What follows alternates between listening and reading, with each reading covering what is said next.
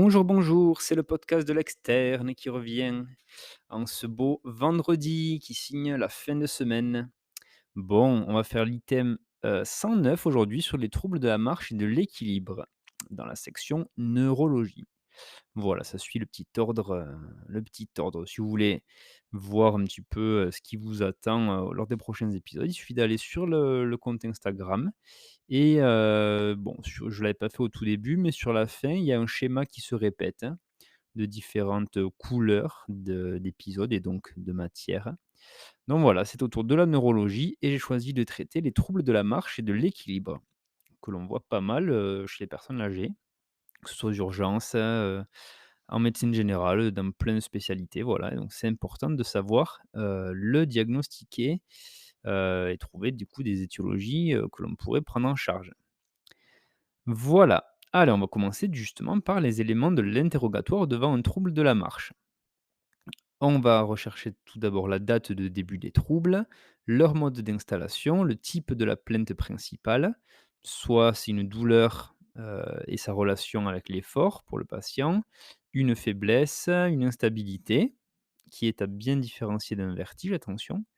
On peut avoir une instabilité sans vertige et bon, un vertige sans instabilité, oui, si. On peut avoir un vertige en étant allongé, par exemple, et ne pas être instable, du coup. Une marche avec des petits pas, ça c'est, voilà, ça peut être une type de plainte. Une raideur, voilà. Le regard d'un tiers est parfois nécessaire, certains troubles étant mieux perçus par l'entourage que par le patient, notamment s'il y a un ralentissement, une perte, du ballon d'un bras, et cetera. La sévérité du trouble, elle doit être évaluée dans la vie quotidienne. Soit il y a des chutes, à proprement parler, ou des «presque chutes» entre guillemets, et on va évaluer leurs conséquences en termes de morbidité. Ça peut être des traumatismes, des fractures, des hospitalisations. Là, je vous dis pas le nombre de patients, âgés, hein, la plupart du temps qui arrivent pour motif aux urgences, chute à domicile et qui sont hospitalisés par la suite. C'est assez affolant. Donc ça, c'est en termes de morbidité et après il y a des conséquences en termes d'autonomie, notamment les sorties qui ne peuvent pas se faire non accompagnées. Heu, voilà, donc c'est les sorties du domicile avec ou sans prise de transport en commun, des sorties accompagnées, une absence de sortie du domicile, jusqu'au à l'état le plus grave, quoi. Ensuite, on va évaluer la capacité des sujets, donc des patients, à monter, donc on va évaluer la force, ou à descendre un escalier et là, ce sera plutôt l'équilibre qu'on va évaluer. On va, essayer de connaître leur périmètre de marche, leur autonomie pour les activités, et les gestes de la vie quotidienne.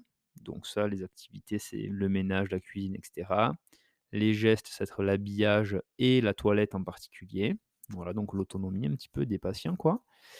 L'utilisation d'une canne, le fauteuil roulant ou un déambulateur et la nécessité d'une aide humaine. Est-ce que, le patient a besoin d'une personne qui l'aide au quotidien? On doit rechercher la liste complète des médicaments pris, qui est parfois longue comme le bras. Voilà, et ça, c'est le premier facteur de risque, les médicaments, de chute du sujet âgé. Donc, il faut, bien rechercher l'ordonnance avec la liste complète des médicaments. Et enfin, on va évaluer en dernier point les capacités cognitives du sujet. Voilà pour l'interrogatoire. Allez, maintenant on passe au reste de l'examen clinique. Donc, l'examen de la marche et de l'équilibre, pour commencer. Il s'effectue si possible sans chaussures et avec les membres inférieurs dénudés, mais également à l'insu du patient, par exemple lorsqu'il entre dans la salle de consultation. L'examen de la marche commence dès le premier contact avec le patient. Donc là, l'examinateur, donc toi qui écoutes, tu dois pouvoir apprécier la locomotion, donc ça, c'est traduit par le mouvement des membres inférieurs, la taille et la vitesse des pas, les mouvements des membres supérieurs cette fois-ci, avec le caractère symétrique du balancement par exemple. Pour apprécier la locomotion, on va s'attacher à regarder un petit peu la posture du tronc, l'allure générale du patient lors de la marche. La survenue de troubles dans des circonstances particulières, notamment les transferts, donc entre le fauteuil, le lit et cetera, les demi-tours, la montée ou la descente des escaliers, la marche en tandem ou les yeux fermés. Voilà, ça c'est des conditions, particulières de marche et on va voir s'il y a des troubles ou pas. Ensuite, après la locomotion vient la posture. Donc, elle peut être normale ou inclinée en avant, en arrière ou même latéralement. Voilà, donc on doit voir un peu dans quelle posture se trouve le patient lorsqu'il marche. Et enfin, on va, regarder un petit peu plus l'équilibre. Donc là, l'équilibre est testé les yeux ouverts, puis ensuite les yeux fermés. En appui bipodal, donc avec les 2 pieds au sol, pieds joints ou pieds écartés. Ensuite, on va le tester avec l'appui monopodal sur un seul pied, lors de manœuvres de résistance à la rétro ou antépulsion. Rétropulsion ou antépulsion. Donc, on va essayer de le pousser un peu en arrière ou pousser un peu en avant et on va voir comment il résiste à ça et à quel point il arrive à rester, stable. Voilà pour le test de l'équilibre. Ensuite, on va faire un petit examen neurologique, bien sûr. Donc là, on va rechercher un déficit moteur qui inclut une étude des réflexes ostéotendineux et cutanés plantaires à la recherche d'un signe de Babinski. On va rechercher ensuite une amyotrophie, voilà, qui pourrait traduire un trouble neurologique.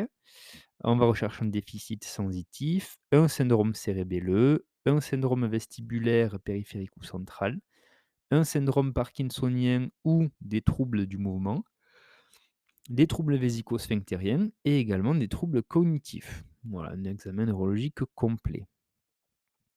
Et enfin, un petit examen général pour finir. Donc, on va regarder en premier lieu l'examen dermatologique. On va rechercher en particulier les cicatrices de traumatisme ou de chirurgie ostéo-articulaire, qui pourraient traduire des antécédents de chute notamment. Des signes de neurochirurgie, des signes d'intervention vasculaire. On va rechercher également des troubles trophiques cutanés.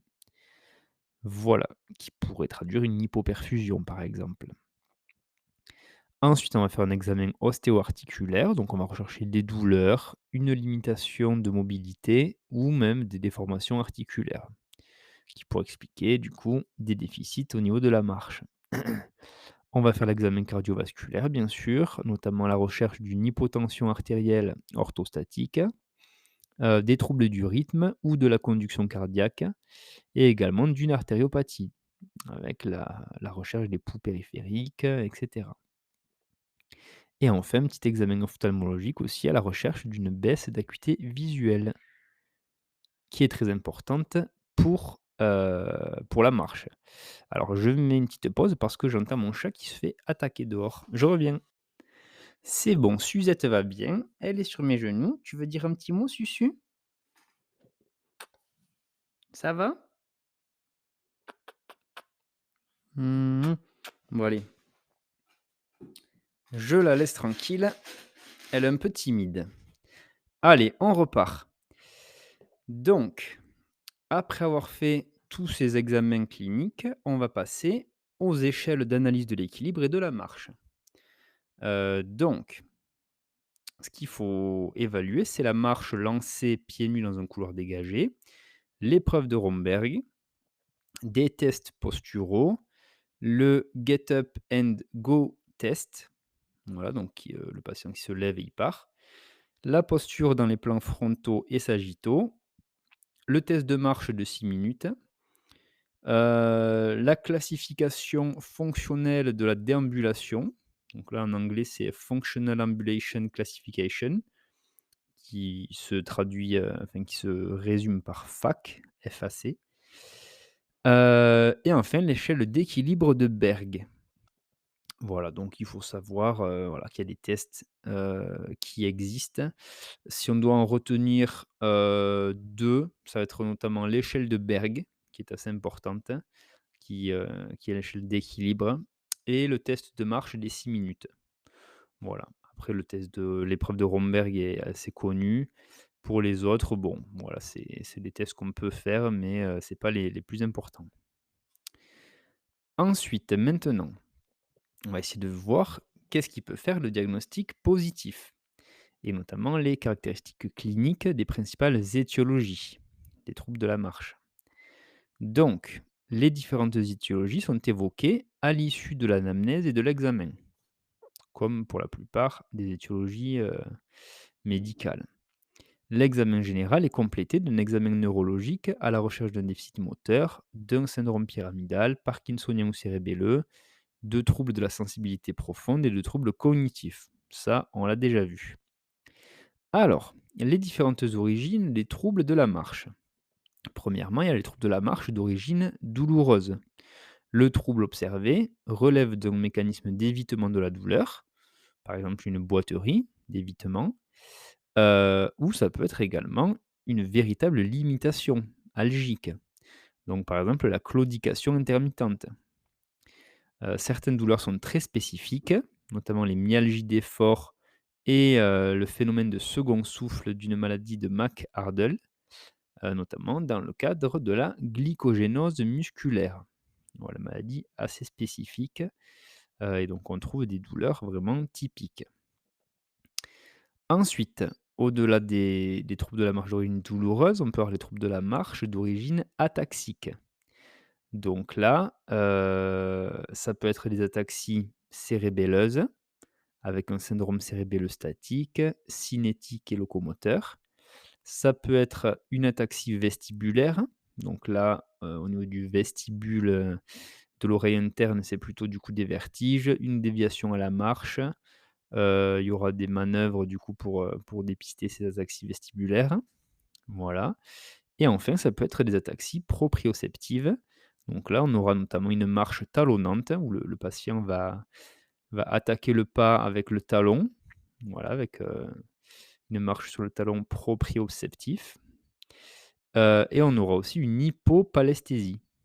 Voilà, donc une diminution des sensations au niveau de la proprioception.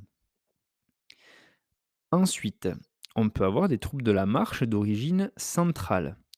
Donc là, on aura un trouble moteur déficitaire central, notamment dans les cas, de séquelles d'AVC, essentiellement sous la forme d'une hémiparésie ou d'une hémiplégie, qui peut être à l'origine d'un fauchage, par exemple, avec le membre supérieur homolatéral qui est fixé en adduction. Voilà, donc on a une perte de ballon, en fait. On a le membre supérieur qui ne bouge pas. Voilà pour les troubles de la marche d'origine centrale. À l'inverse, on peut avoir des troubles de la marche d'origine périphérique. Donc là, ce sera un trouble moteur, d'origine périphérique, du coup, qui va prédominer souvent sur les extrémités. Donc on aura par exemple le stépage. Le stépage, c'est l'avant du pied qui traîne au sol, voilà, déficit des releveurs. Ça peut être soit lié à une affection musculaire, dont la topographie déficitaire est souvent symétrique et à prédominance proximale, ce qui va donner une démarche dandinante, par exemple. Voilà. Notamment, le déficit des moyens fessiers, donc voilà, on va avoir les hanches qui se balancent de droite à gauche à chaque pas. Et enfin, on peut avoir les troubles de la marche avec, des petits pas. Donc là, le diagnostic le plus évident, c'est le syndrome parkinsonien. Donc on aura la marche avec des petits pas, des phénomènes paroxystiques de freezing, voilà. On aura une marche lacunaire ou une hydrocéphalie chronique de l'adulte qui peut donner aussi cette marche à petits pas. Voilà, donc si on doit résumer les différentes origines, ça va être origine douloureuse, ataxique, centrale, périphérique et marche à petits pas. Voilà pour les 5 types, les grandes catégories d'étiologie des troubles de la marche. On peut en avoir d'autres qui sont plus rares. Donc là, c'est ce qu'on a vu notamment dans les mouvements anormaux. Il y a la dystonie, donc avec un pseudostépage, un pied en varus équin douloureux, une marche dite en héron, comme l'oiseau, avec une élévation des genoux, une marche pseudospastique, une marche de dromadaire. Ça, je ne connaissais pas ce terme, mais c'est assez rigolo. C'est par flexion-extension alternative du tronc. Voilà, ça fait un mouvement balancier comme ça. Et on doit effectuer un test de dopasensibilité pour voir si ça interagit ou pas avec, les troubles de la marche. Donc là, c'est un trouble de dystonie, donc un trouble moteur hyperkinétique, en fait. Voilà, avec de la spasticité, notamment. Après, on peut avoir la chorée, donc là, ça va être un trouble moteur hyperkinétique aussi. Voilà. On peut avoir des troubles de la marche par tremblement, donc là, c'est un tremblement orthostatique primaire, en premier lieu. Et enfin, on peut avoir aussi une boiterie de Trendelenburg et donc ça, c'est une instabilité avec abaissement du bassin du côté qui n'est pas en charge. Voilà. Donc c'est un peu comme, on a vu tout à l'heure là avec la démarche dandinante. Voilà. Tac, tac, tac. OK, donc là, on est bon. Maintenant, on va voir un petit peu la définition de l'astasie-abasie. Astasie, donc c'est astasie-abasie, c'est la peur panique de marcher. Si le patient, par exemple, est poussé à faire quelques pas, il va s'agripper à l'examinateur ou à des meubles, au mur, voilà, au prix de postures hasardeuses à haut risque de chute. Et toute tentative de lâcher le sujet s'accompagne de réactions anxieuses majeures. Et donc ça, c'est l'astasie-abasie. Les étiologies, donc ça peut être psychogène, bien sûr, notamment dans le syndrome dépressif, un syndrome de glissement, voilà. Ou si c'est pas psychogène, ça peut être une astasie-abasie secondaire, notamment, lors d'une apraxie de la marche ou une ataxie frontale, notamment dans le cadre de troubles du neurodéveloppement, pour les apraxies ou une ataxie frontale, eh bien ça peut être des séquelles d'AVC, par exemple. Voilà. Alors là, on va parler un petit peu plus des démarches dandinantes et notamment leur étiologie. Donc là, la démarche dandinante, c'est consécutif à un déficit moteur des muscles des racines des membres inférieurs, notamment donc psoas, moyen fessier, voilà, tous les muscles vraiment proximaux des membres inférieurs, et également de la ceinture pelvienne. Donc ça peut être associé à une hyperlordose, donc le dos, le bassin vraiment creusé, très cambré, le bas du dos, pas bien bombé du coup, enfin, les fesses bien bombées, mais le bas du dos, creusé, avec une bascule du bassin en avant, le tronc et la tête rejetés en arrière. Elle est caractéristique des démarches myopathiques. Elle peut être précédée ou associée à des myalgies, des crampes musculaires aussi, lorsque la myopathie est de type métabolique ou inflammatoire. Voilà, voilà. Maintenant, on va dire un petit mot sur le syndrome post-chute. Donc là, eh bien, le syndrome post-chute comporte une composante motrice. Donc là, au fauteuil, le patient a une tendance à la rétropulsion avec impossibilité de passage en antépulsion. Donc voilà, il ne va pas réussir, à se projeter vers l'avant, en fait. Et debout, la marche est talonnante avec un élargissement du polygone de sustentation et une flexion des genoux. Voilà, pour, essayer d'améliorer la proprioception et la stabilité. Et ça fait partie du syndrome post-chute avec la composante motrice. Ensuite, on peut avoir une composante psychologique, enfin, qui est globalement, toujours présente, hein, après une chute. Donc là, elle va se traduire par une anxiété majeure. Le patient a peur du vide antérieur. Au maximum, on parle d'astasie-abasie, comme on l'a vu juste avant. Voilà. On peut avoir un syndrome de régression psychomotrice et là, ça peut se compliquer. Ça peut compliquer le syndrome post-chute avec l'apparition d'une recherche de dépendance. Une clinophilie, donc le patient va vouloir rester couché, une incontinence, une aide au repas, et cetera. Et ça peut aussi comporter un syndrome dépressif. Et tout ça, tous ces éléments du syndrome post-chute peuvent, mener vers un syndrome de glissement. Voilà, qui peut mener, ou accélérer du moins la fin de vie, généralement. Donc c'est à ne pas prendre à la légère. Ensuite, on va voir un petit peu comment évoquer une étiologie somato-fonctionnelle devant un trouble de la marche ou de l'équilibre. Donc, chez le sujet dépressif, par exemple, eh bien, celui-ci peut présenter un ralentissement psychomoteur avec une lenteur à la marche. Voilà. Les sujets avec un trouble de la marche d'origine conversive, c'est-à-dire psychogène, ont parfois une présentation très caractéristique avec une marche bondissante ou d'allure robotique. La plupart du temps, leur diagnostic est difficile et nécessite une parfaite connaissance de l'expression clinique des différents troubles de la marche. Les indices en faveur d'un trouble psychogène, ça va être le début soudain, la rémission spontanée ou la survenue paroxystique, voilà, qui survient que par épisode. Donc l'inconstance dans le temps, pareil, c'est en faveur d'un trouble psychogène. La discordance dans l'expression clinique par rapport aux caractéristiques d'un trouble de la marche d'origine neurologique. Donc voilà, ça va pas répondre au même trouble par rapport, à une lésion neurologique, par exemple, où les symptômes sont systématiques et systématisés. Ensuite, on peut avoir une modification spontanée du trouble de la marche, qui serait incompatible avec l'anomalie initialement observée. La disparition du trouble par des manœuvres de distraction, et inversement, le trouble va se majorer lorsque l'attention du sujet se porte sur la marche. Voilà, donc on va dire au patient de marcher, là, bizarrement, le trouble de la marche va se majorer. Par contre, si on le fait penser à autre chose et cetera, eh bien, le trouble peut disparaître. Voilà. Et enfin, un trouble de la marche qui est, modulable, par un placebo, par de la suggestion même ou de la psychothérapie, c'est en faveur d'un trouble psychogène de la marche. Voilà. Les incongruences qui peuvent être relevées au cours de l'examen clinique et le cours évolutif permettent d'évoquer le diagnostic en évitant de considérer comme psychogène un trouble somatique dont l'origine est considérée, elle, comme organique. Voilà, voilà.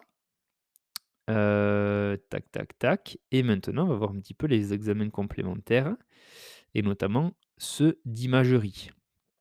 Donc, en cas de symptomatologie aiguë brutale, on va pouvoir faire une IRM cérébrale avec une séquence de diffusion et l'analyse du polygone de Willis. Ça doit être réalisé en urgence pour écarter un AVC ischémique aigu. Dans le cas d'une contre-indication à l'IRM, on va pouvoir faire un scanner et un angioscanner du polygone de Willis, voilà, pour éliminer, toujours pareil, l'AVC ischémique. En cas de symptomatologie non aiguë, cette fois-ci, donc là, dans un premier temps, on peut proposer une IRM cérébrale afin d'éliminer une hydrocéphalie chronique de l'adulte, un processus lésionnel intracrânien qui serait évolutif, ou bien un hématome sous-dural, qu'il soit aigu ou chronique. Voilà. Dans le cadre des syndromes parkinsoniens, une imagerie cérébrale est inutile lorsque la clinique évoque typiquement une maladie de Parkinson. Elle n'est à réaliser, l'imagerie cérébrale, que devant des atypies au tableau de syndrome parkinsonien. Voilà. Et donc l'IRM, on va pouvoir, la faire en cas de suspicion d'AVC, d'hydrocéphalie chronique, de syndrome parkinsonien atypique. Voilà, voilà. Et ensuite, les examens complémentaires, qui ne sont pas des imageries, donc eh bien, ça va être, selon l'étiologie, qu'on l'on suspecte.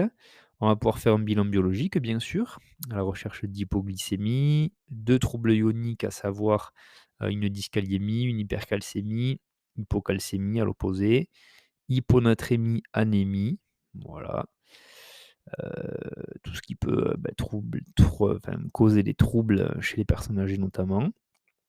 On peut faire des gaz du sang, une radio pulmonaire également, à la recherche d'une embolie. On va pouvoir faire un ECG à la recherche de troubles du rythme, qui pourraient entraîner des chutes, et on peut faire un scanner cérébral sans injection pour, évaluer, rechercher un hématome sous-dural, un hématome extradural ou un AVC. Voilà, et ça, on le fait notamment s'il y a un traumatisme crânien et d'autant plus, que le patient est anticoagulé, par exemple. Là, ça peut facilement saigner dans le crâne et donc on va chercher tout ça. Et bien voilà, c'est la fin de cet épisode sur les troubles de la marche et de l'équilibre. Donc voilà, item de neurologie très intéressant, heu, qu'on sera tous amenés à voir, je pense, quelle que soit la spécialité, hein. Franchement, je prends pas trop de risques en disant ça. Ça concerne énormément de personnes âgées, si ce n'est pas toutes, hein, au moins une fois, enfin, ouais, un moment de la vie, franchement, tout le monde est concerné à mon avis.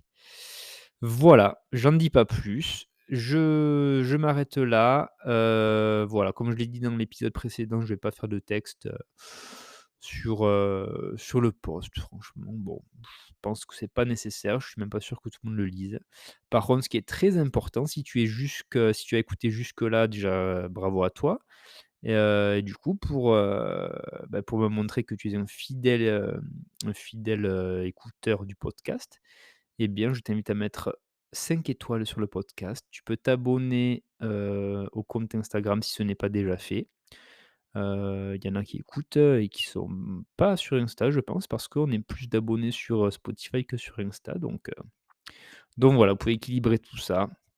Mettre des petits commentaires aussi sur Spotify, je sais qu'on peut le faire, s'il y a des choses à améliorer, si tu veux me faire un petit commentaire, une petite question à laquelle tu souhaites que je réponde dans un épisode suivant et cetera, n'hésite pas, ça me fait très, très plaisir de vous lire. Allez, je m'arrête là pour ce soir. Bonne journée à tous, bonne fin de semaine et à lundi. Ciao, ciao.